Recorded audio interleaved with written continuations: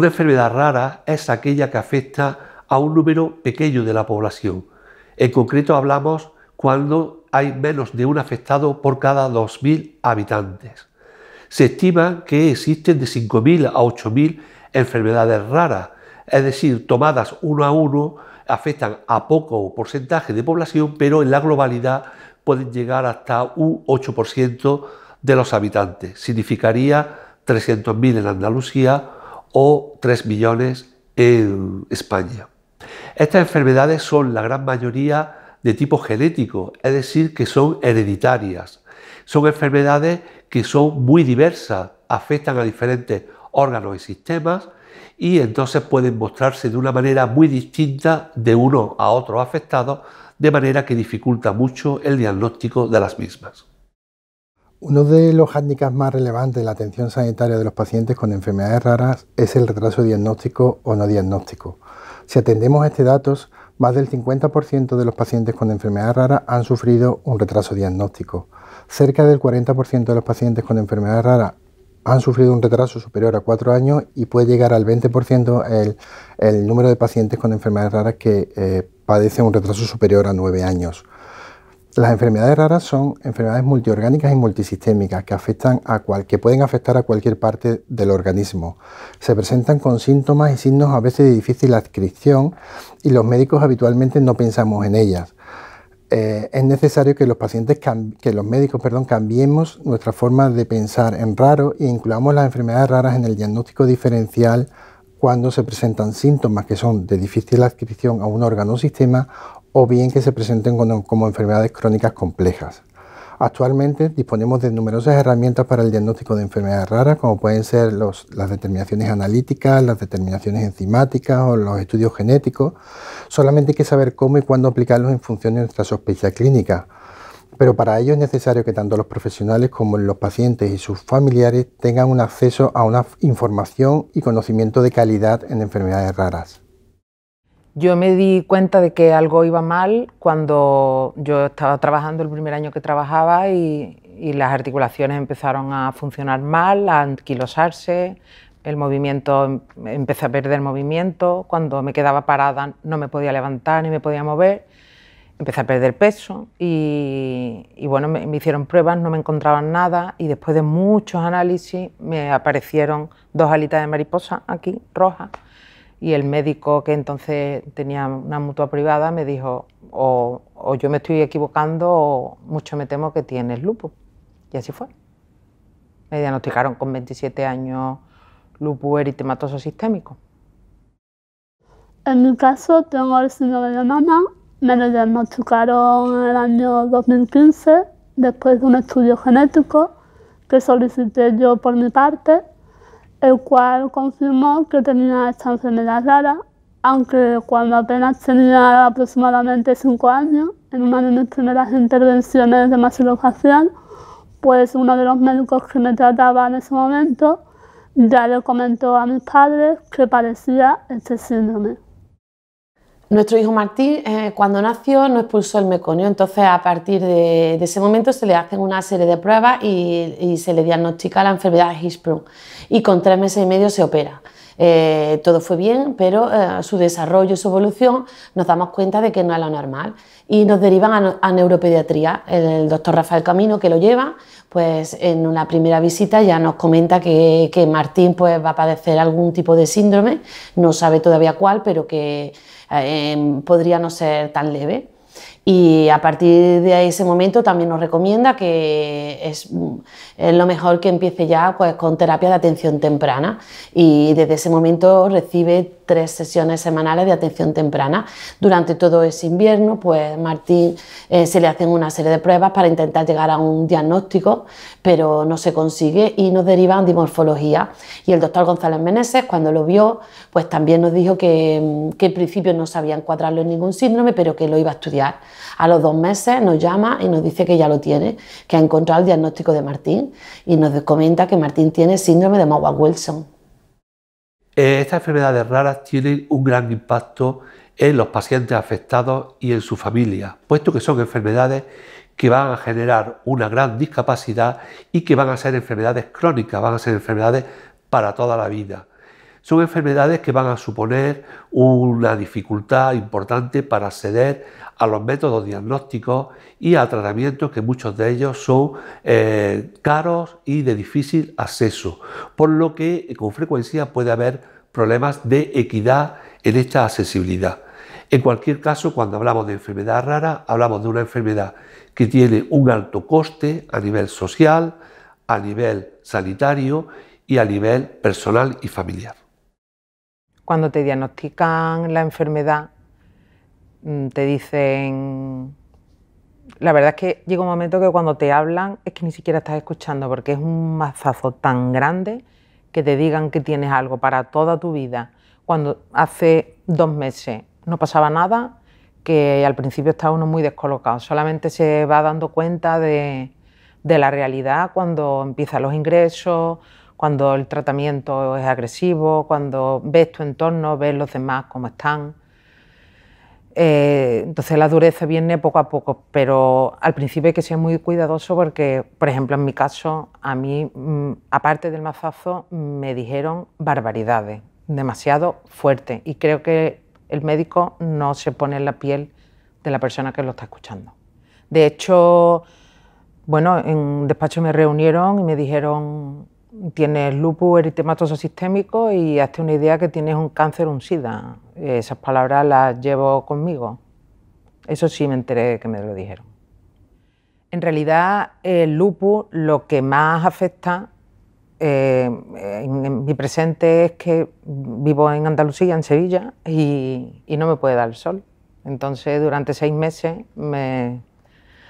la cabeza está pensando a ver dónde me meto para poder vivir con el lupus. Poner nombre a lo que tengo para mí ha supuesto en cierto modo una tranquilidad, porque te hace sentir de alguna manera más libre, y para mi entorno creo, en mi caso ha sido un caso esporádico, no hereditario como ocurre en este síndrome, y creo que para ellos pues también ha supuesto una tranquilidad, aunque en algunos momentos creo que se han preguntado pues por qué me ha ocurrido esto a mí. Creo que para mí lo he intentado, ha sido más fácil porque lo he intentado sobrellevar de la mejor manera posible.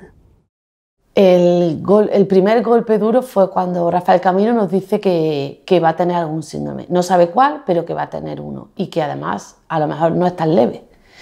Entonces, a partir de ahí comienza el calvario, porque claro, empezamos ya con la atención temprana y muchísimas pruebas para intentar llegar a un diagnóstico concluyente, que no llega hasta casi los 2 años.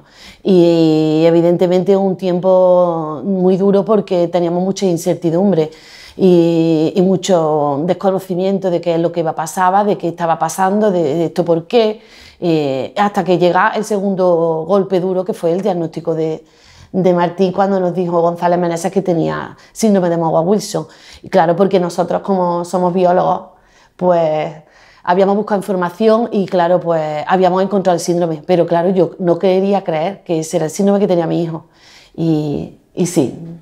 Ciertamente yo lo recuerdo como sentimientos encontrados, porque la verdad que cuando te llaman y te dicen tengo tu diagnóstico, vente a la consulta, pues vas con muchas ganas de conocerlo, pero cuando te dicen realmente lo que es, pues te llevas la verdad que un gran mazazo. Sí, también es verdad que a pesar de que es un gran mazazo, también tengo que decir que cierta tranquilidad supuso, tranquilidad entre comillas, pero ya sabíamos que a partir de que empezar a trabajar, ya sabíamos las posibles complicaciones, sabíamos en qué consistía el síndrome. Entonces esa tranquilidad nos la dio el saber que tenía ya un nombre la enfermedad de nuestro hijo, ¿no? que los meses anteriores de incertidumbre fueron bastante peor.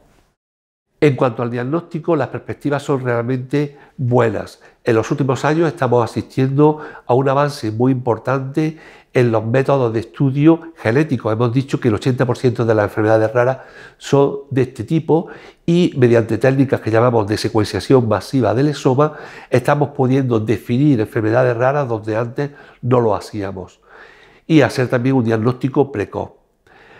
Respecto al tratamiento, la situación es algo peor. debemos de informar en muchas ocasiones a la familia de que no disponemos de un tratamiento curativo para esta enfermedad rara. No obstante, sí que insistimos en que podemos mejorar mucho la calidad de vida de ellos mediante tratamientos sintomáticos.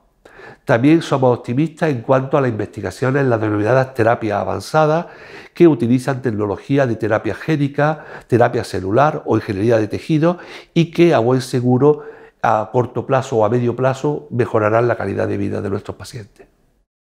El futuro para mí, la verdad es que en cuanto al lupus, me lo imagino igual que ahora, porque creo que es una enfermedad minoritaria y no están invirtiendo lo suficiente como para que nos curemos. En cuanto a la lesión medular, que en mi caso es provocada por el lupus, tengo más esperanza porque hay más personas, hay más lesionados medulares en el mundo y bueno, y es como más llamativo también el hacer que la gente camine y no sé, tengo más esperanza. Pero algunas veces el futuro me lo imagino negro y prefiero no pensarlo y como el futuro no existe, pues me lo quito de la cabeza. Sí me gustaría que en el futuro o ya en el presente a las personas recién diagnosticadas de enfermedades crónicas se les dé un apoyo psicológico que, bueno, en su día no había, no creo que ahora lo haya. Así que lo pido desde aquí para los que ahora se vayan incorporando a este tipo de enfermedades. El futuro con una enfermedad rara es incierto.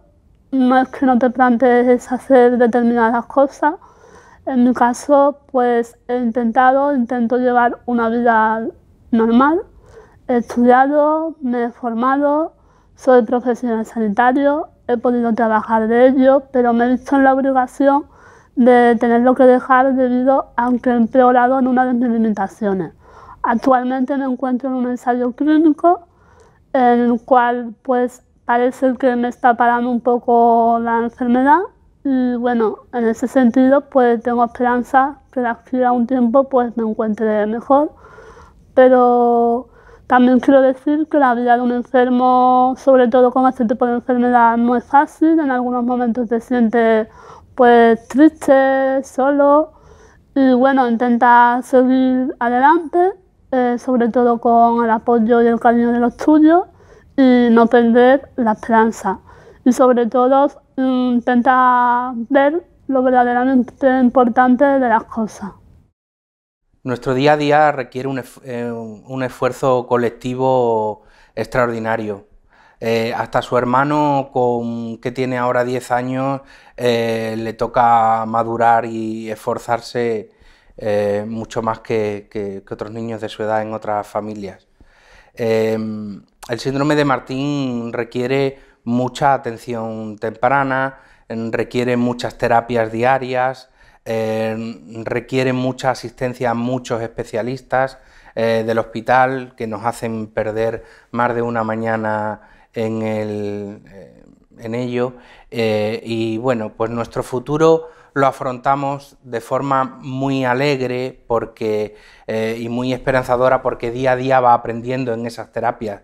Y cada hito, cada cosa que aprende para nosotros es una alegría tremenda.